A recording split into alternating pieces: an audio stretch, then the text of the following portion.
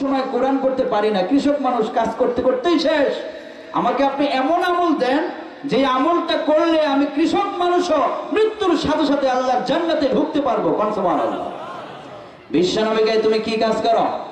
কয় হুজুর আমি খেজুর গাছে পানি দেই, খেজুরটাকে পেড়ে নেই, তারপরে বাজারে বিক্রি করি, গাছে পানি দিতে দিতে আমার জোহর থেকে আসর শেষ। এর মাঝখানে আমি আর আমল করতে পারি না, শুধু ফরজ সালাতগুলো পড়ার সময় পাই। তো আমাকে এমন আমল দেন যাতে করে আমি কৃষক মানুষ মরার সাথে সাথে জান্নাত পেতে পারি। সারা দুনিয়ার কৃষকদের জন্য এই হাদিসটা জান্নাত যাওয়ার একটা সারপ্রাইজ।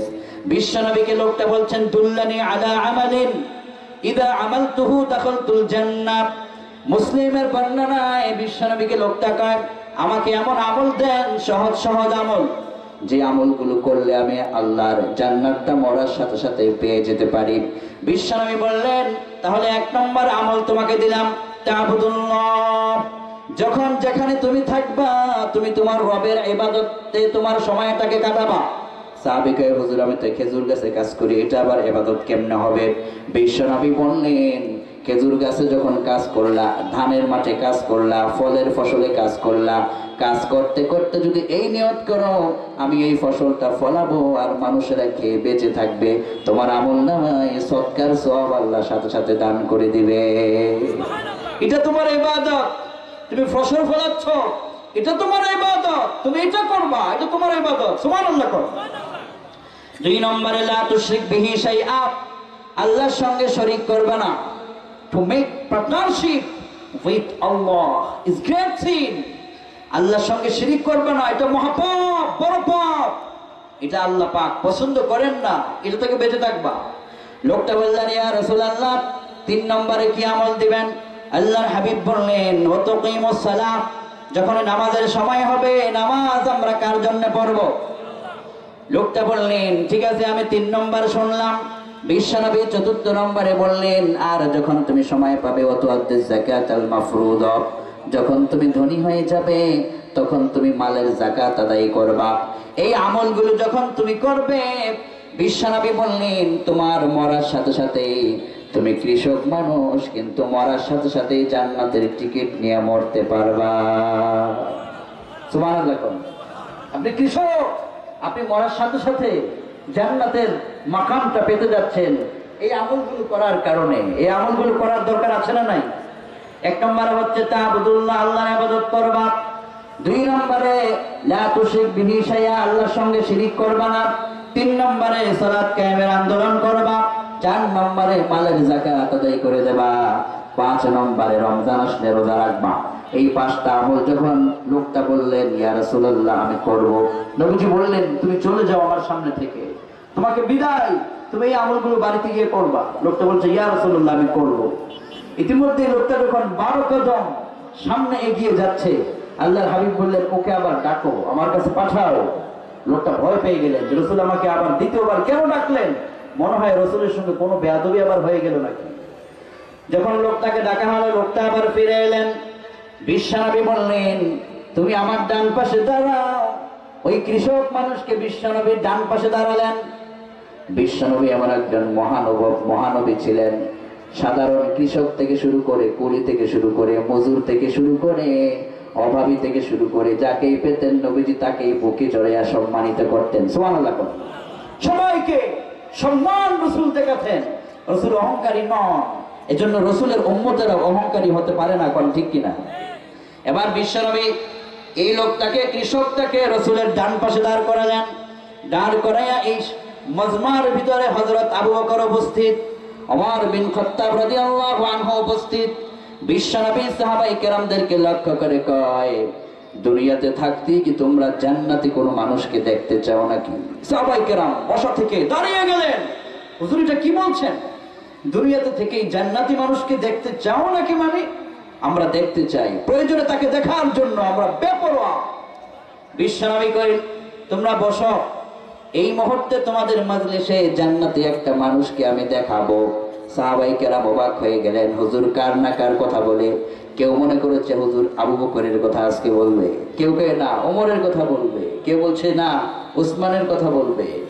সাহাবায়ে কেরাম এরকম করে একজনে আরেকজনের কথা ভাবতে লাগলেন। কিন্তু আমার প্রিয় নবী ওই কৃষক তাকে হাত ধরে কয়, রে কৃষক, তুমি যখন বলেছ হুজুর আপনি আমাকে যে আমল দিয়েছেন আমি আমার জীবন দিয়ে হলেও পালন করব, তুমি চলে যাবার 12 কদমের ভিতরে জিবরাইল ফেরেশতা হাজির হয়ে গিয়েছে। জিবরাইল বলেছে এই লোকটা এই মুহূর্তে জান্নাতি মানুষ হয়ে গিয়েছে। মান সাররাহু আই ইয়ানজুরা ইলা রাজুলিন মিন আহলিল জান্নাহ ফালইয়ানজুর ইলা হাযা। ওয়া আমার সাহাবীরা, বর্তমান বিশ্বে যদি কোনো জান্নাতি মানুষ দেখতে চাও, জান্নাতি কোনো মানুষের চেহারা যদি দেখে কলিজা শীতল করতে চাও, তাহলে আমার কৃষক সাহাবীর দিকে তাকাও। এই কৃষক সাহাবীটা এই মুহূর্তে জান্নাতের মালিক হয়ে দুনিয়াতে এসে জান্নাতের মালিক হয়ে গিয়েছে। সুবহানাল্লাহ। তার আমল ছিল কয়টা? 5টা আমল ছিল। 1 নম্বর, তাকে ইবাদত করতে বলা হয়েছে। কৃষিকাজ করা ইবাদত। যদি নিয়ত থাকে আমি এই ফসল ফলাবো মানুষের কল্যাণের জন্য, পশুতে খাবে, পাখিতে খাবে, মানুষেরা খাবে, তাদের জন্য আমি এই ফসল ফলাচ্ছি, এই নিয়ত করে যখন সে তাসবিহের সাথে করে যাবে। একজন কৃষক রাস্তায় ফসল ফলাচ্ছিল, এমন সময় বাদশাহ সুলাইমান পয়গম্বর তিনি আসমানে একটা তখ্তের উপর চড়ে প্লেনের মতো যাচ্ছিলেন। লোকটা কৃষকটা দেখে বললেন সুবহানাল্লাহ। আপনারা একটা বলেন না সুবহানাল্লাহ। আপনি যে সুবহানাল্লাহ বললেন, এই সুবহানাল্লাহ কি সারপ্রাইজ! দেখেন ওই কৃষক বাদশা সুলাইমানের এই বিশাল তক্তা কুরসিকে দেখে সুবহানাল্লাহ পড়লেন। সুলাইমান পয়গম্বর সাথে সাথে তার কুরসিকে আসমান থেকে জমিনে নামায় দিলেন। জমিনে নামায় কয়, রে কৃষক, আমি আসমানের ভিতরে উড়ে উড়ে গোটা দুনিয়া আজকে ভ্রমণ করেছি, তো তুই আমারে দেখে সুবহানাল্লাহ কেন কইনি? কৃষক কয়, আপনি কে? আপনাকে তো চিনি না। আপনি যখন আসমানের ভিতরে একটা কুরসির উপরে চড়ে যাচ্ছিলেন, আমি তখন চিন্তা করলাম আমার আল্লাহ কত মহান, আমার আল্লাহ কত ক্ষমতাবান, আমার আল্লাহ কত মহান। একটা কুরসির উপরে এই মানুষটাকে কেমনে পৃথিবীর ভিতরে আসমানে চড়ায়, প্লেনের মতো চড়াচ্ছে, আল্লাহ কত মেহেরবান। এই জন্য আমি আল্লাহর তাসবিহ পাঠ করলাম, আল্লাহর প্রশংসা, তার পবিত্রতা মহিমা করার জন্য সুবহানাল্লাহ বললাম। সুলাইমান পয়গম্বর কয়, ও কৃষক, তুই আমারে চিনস না? আমি হলাম বর্তমান দুনিয়ার বাদশা এবং পয়গম্বর আল্লাহর নবী সুলাইমান আলাইহিস সালাম। তুই আমাকে চিনস নাই? তবে আমি কেন নেমেছি একটা কারণ আছে। কৃষক কয়, ওগো আল্লাহর পয়গম্বর, আপনি কেন নেমেছেন? এবার সুলাইমান পয়গম্বর কয়, তুমি যখন আমার এই বাদশাহী চেয়ার দেখে সুবহানাল্লাহ যখন বলেছো, আসমান থেকে আল্লাহ পাক ওহী করেছেন, আল্লাহ আমাকে জানিয়েছেন, রে সুলাইমান, এই কৃষকের কাছে পৌঁছে যাও, কৃষককে গিয়ে তুমি আগে সালাম দাও, আর কৃষককে জানায় দাও আমার বাদশাহ সুলাইমান পয়গম্বরের এই বিশাল কুরসির সিংহাসন যদি একটা পাল্লায় দেওয়া হয়, তাম দুনিয়া যদি একটা পাল্লায় দেওয়া হয়, আর এই কৃষকের জবানের একবারের সুবহানাল্লাহ যদি অপর পাল্লায় দেওয়া হয়, তাহলে কৃষকের একবার সুবহানাল্লাহর ওজন বাদশাহ সুলাইমান পয়গম্বরের রাজ সিংহাসনের চাইতে বেশি উত্তম হয়ে যাবে। আপনি একবার সুবহানাল্লাহ বলেছেন, এই একবার সুবহানাল্লাহর ওজন সুলাইমান পয়গম্বরের রাজত্বের চাইতে বেশি মর্যাদা একবার সুবহানাল্লাহ বলার মর্যাদা। কোন সুবহানাল্লাহ! এজন্য বিশ্বনবী বলেছেন, যাদের গুনাহ হয় তারা যেন দৈনিক 100 বার সুবহানাল্লাহি ওয়া বিহামদিহি পড়ে। সাহাবায়ে কেরাম কয়, পড়লে কি হবে?